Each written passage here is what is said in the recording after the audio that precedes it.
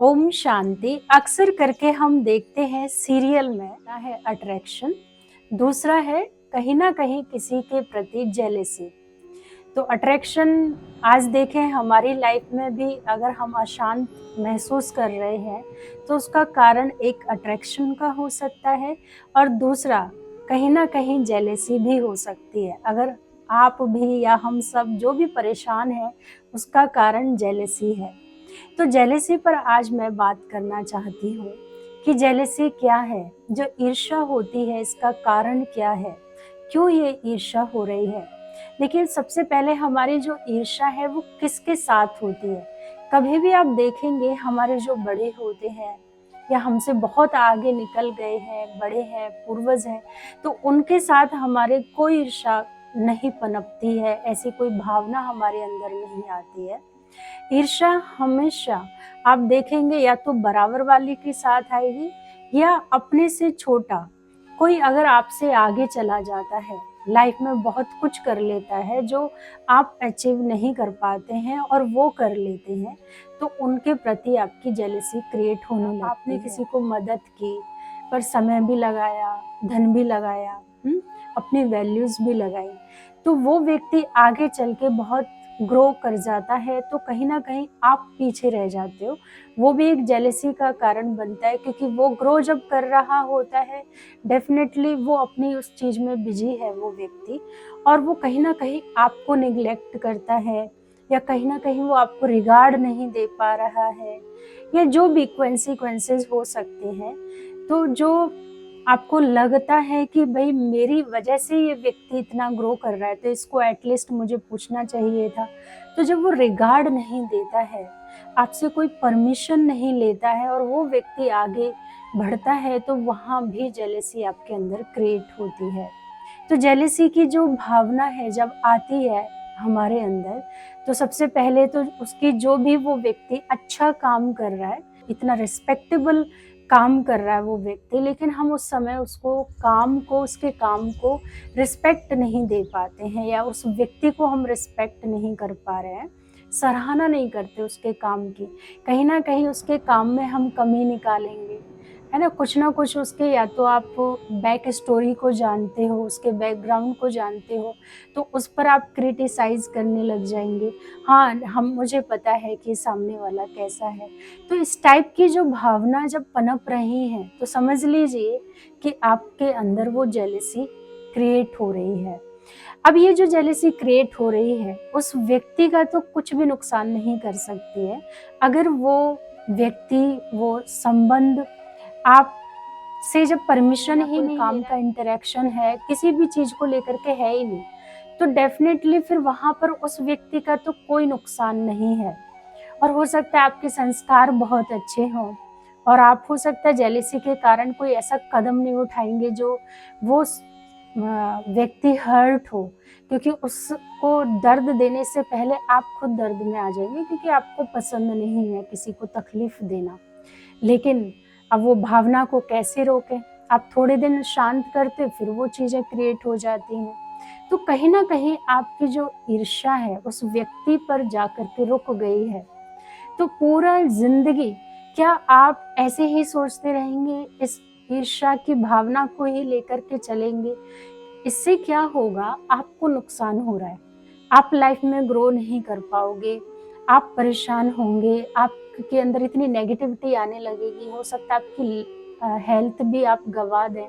उसी नज़रिए के साथ आप सारे जो भी लोग हैं आपके आसपास काम कर रहे हैं, उसी चीज़ को, उसी एक्सपीरियंस को आप सामने रखें कि इनको मैंने अगर मदद की, इनके लिए कुछ किया, तो डेफिनेटली ये भी मुझे ऐसे चीट करेंगे। जो जेलेसी का कारण जो बन रहा है वो कहीं ना कहीं आपने अच्छा किया है, ये हो सकता है, या हो सकता है आप अच्छा कर नहीं पा रहे हैं लेकिन दूसरा आपसे बेहतर कर पा रहा है, क्योंकि वो अपने समय को, अपनी इनर स्ट्रेंथ, पास जो पावर है, अपॉर्चुनिटी है, वो उसको सही टाइम पर यूटिलाइज कर रहा है। हो सकता है आप नहीं वो अपनी पावर को पहचान पाए, अपने समय को नहीं पहचान पाए, या टाइम को यूटिलाइज नहीं किया, आपको भी मौके मिले थे बट आप नहीं कर पाए। तो अब वो आपको लग रहा है कि अरे ये व्यक्ति कैसे कर पा रहा है, मैं नहीं कर पा रही हूँ। तो अपने से अब, चाहे आप धन के मामले में देखेंगे या पोजीशन के मामले में देखेंगे या इनर पर्सनैलिटी है, आउटर पर्सनैलिटी है, जो भी आप दूसरे में देख रहे हैं वो वही कारण बन रहा है, क्योंकि आप कर सकते थे, आप नहीं कर पाए, या फिर आपने बहुत मदद की दूसरे में ही, आपने इतनी अपनी एनर्जी लगाई, इतना उनके लिए किया कि आप अपने लिए नहीं कर पाए और वो आगे बढ़े, लेकिन अब वो आपको रिस्पेक्ट नहीं दे रहे हैं या आपसे परमिशन नहीं ले रहे हैं। तो ये एक कारण हो सकता है जेलेसी का। अब बात आती है कि जब जेलेसी हो रही है, इससे नुकसान भी आपको नज़र आ रहे हैं, इससे बाकी जो आपके रिलेशन है वो ख़राब हो रहा है, आपका मेंटल लेवल डिस्टर्ब है, आप अपने लिए कुछ नहीं कर पा रहे जो आप बेहतर कर सकते हो, क्योंकि वो 24 घंटा वो व्यक्ति आपके ब्रेन पर हावी है और डेफिनेटली आप कुछ गलत भी उनके लिए नहीं सोचोगे या नहीं करोगे। तो अब अपने पर फोकस पूरा कैसे लाएं, कैसे काम करें हम स्वयं पर? तो उसके लिए सबसे पहली जो चीज़ है हमें समझनी है कि जब हमारा किसी के साथ ऐसा संबंध चल रहा है, जेलसी की भावना है, तो हमारा पहला जो हम डिसीजन लेते हैं उसके साथ बात करना बंद कर देते हैं। हमें बात करना बंद नहीं करना चाहिए। ठीक है, वो इंटरेक्शन नहीं कर रहे हैं, वो अपने धर्म को नहीं निभा रहे हैं, वो आपको रिस्पेक्ट नहीं दे रहे हैं, बट आप धर्म को निभाइए। आप तो अपने धर्म पर रहिए ना, आप तो अपना रिस्पेक्ट दीजिए ना, इससे नहीं तो आपका नुकसान हो रहा है ना। तो उस व्यक्ति से हमें बात करनी बंद नहीं करनी चाहिए। जितना हो सके, जहाँ भी मौका मिले, हमें अपनी बेस्ट परफॉर्मेंस देनी चाहिए, अपनी तरफ से उनके लिए अच्छा सोचना चाहिए। तो इससे धीरे धीरे आपके अंदर जो जेलेसी पनप रही है वो ओवरकम हो जाती है। दूसरा जो इसका कारण है, अब अपनी क्वालिटी को देखना है कि मेरे पास सबसे बेस्ट क्वालिटी कौन सी है जिस पर मुझे फोकस करना चाहिए, और जो मेरे अंदर कमी कमजोरियां हैं उनको मुझे दूर करना है। तो पूरा जो ध्यान है अपने पर ले आए, अपने आप को सुधारें। सबसे पहले अपनी ताकत और जो कमजोरियां हैं उनको पहचानें, स्वीकार करें, देन अपने को सुधारने की कोशिश करें। जो पुराना एक संस्कार आपका एक कंफर्ट जोन में रहने का बन गया है उसको आप ठीक करें। तीसरा, हम कि जो मेरे पास है, मुझे लग रहा है कि मैं कैसे पॉजिटिव देखूं अपने आसपास, तो जो भी मेरे पास मौजूद चीज़ें हैं, जितनी भी भगवान ने मुझे मदद की है, लोगों ने की है, मेरे पेरेंट्स ने की है, जो मुझे दिया है इनफ है, तो उसके लिए मैं आभार व्यक्त करूं अपने पेरेंट्स का, अपने बड़ों का, या जहाँ भी आप काम कर रहे हैं। अपनी उस सीट से, अपनी उस पोजीशन से हमें प्यार करना चाहिए और अपनी हर चीज़ से प्यार करना चाहिए और ग्रेटिट्यूड की फीलिंग्स हमें रखनी चाहिए।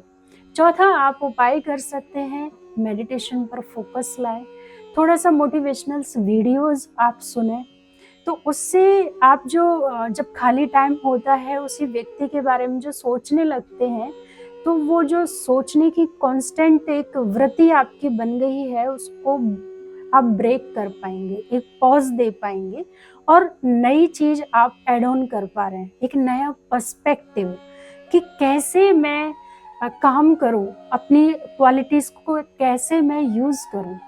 तो आप मोटिवेशनल वीडियोस, थोड़ा सा ध्यान इस पर फोकस ले आइए। पांचवा है, जब कभी ऐसा लग रहा है कि इतना सब कुछ हो रहा है और फिर भी कुछ अच्छा नहीं लग रहा है, तो आप चाहें तो किसी डॉक्टर से या किसी काउंसलर से आप अपनी काउंसलिंग करवा सकते हैं कि मेरे अंदर ये ऐसी ऐसी भावनाएं उत्पन्न हो रही है, तो मैं और क्या करूं। तो आप उनके साथ अपनी सारी मन की जो बातें हैं शेयर करें, वो जो आपको एडवाइस दें आप उस पर काम करें और अपने पर पूरा ध्यान ले आए। तो जब आप ऐसा करेंगे तो आप देखेंगे कि धीरे धीरे आपकी जो जेलेसी है वो कम हो रही है। छठा पॉइंट है कि आप जितना हो सके पॉजिटिव भावनाओं को क्रिएट करें, कुछ अफर्मेशन लें, उस पर काम करें, और नेगेटिविटी से अपने आप को दूर रखें। इसके लिए आप जितना भी हो सकता है कि जो भी मन की बातें हैं पॉजिटिविटी के लिए आप एक डायरी रख सकते हैं। आप उसमें लिखते जाएं अपनी मन की बातें कि ये क्यों मेरे अंदर आ रही हैं ऐसी भावनाएं, तो वो उससे भी काफ़ी हद तक आपकी ईर्ष्या की जो भावना है ये कम होगी। 7वां पॉइंट है, आप उस व्यक्ति के बारे में अच्छा देखें, अच्छा सोचें, उनकी क्वालिटीज़ को देख कर के जो जेलसी हो रही है वो ना लें। आप सोचें कि ये चीज़ मुझे कुछ कह रही है, मेरे अंदर कुछ ट्रिगर कर रही है, यानी मुझे अपने पर कुछ करना चाहिए काम। तो हो सकता है वही व्यक्ति आपको आगे बढ़ाने के लिए निमित्त बन जाए। 8वां पॉइंट है कि आप चाहें तो दूसरों को जितना हो सके मदद करें, उससे संतोष आपको मिलता है।